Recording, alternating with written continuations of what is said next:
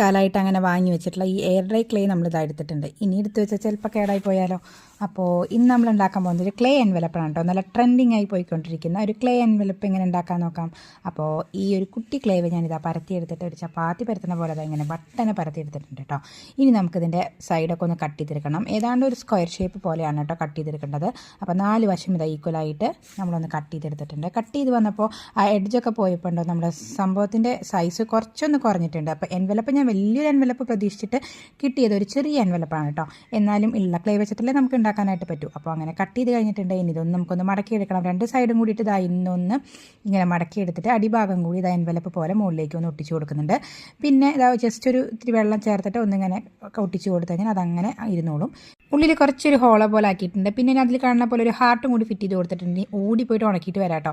വെയിലിൻ്റെ ചൂടായിട്ട് സ്വാഭാവികമായിട്ട് ഉണങ്ങി കിട്ടിയിട്ടുള്ള എൻവലപ്പ് റെഡി ആയിട്ടുണ്ട്. ഇനി നമുക്ക് കുറച്ച് നല്ല ക്യൂട്ടായിട്ട് കളേഴ്സ് കൊടുക്കണം. അപ്പോൾ യെല്ലോയും റെഡ് കളറൊക്കെ കൊടുത്തിട്ട് എൻവലപ്പ് നല്ല ഭംഗിയാക്കി എടുത്തിട്ടുണ്ട്. ഒരു ഓട്ട കൂടി തുളച്ച് കൊടുത്തിട്ടുണ്ട് ഹാങ് ചെയ്യാനായിട്ട്. അപ്പോൾ ഇഷ്ടപ്പെട്ട് ലൈക്ക് ചെയ്യാൻ മറക്കരുത്.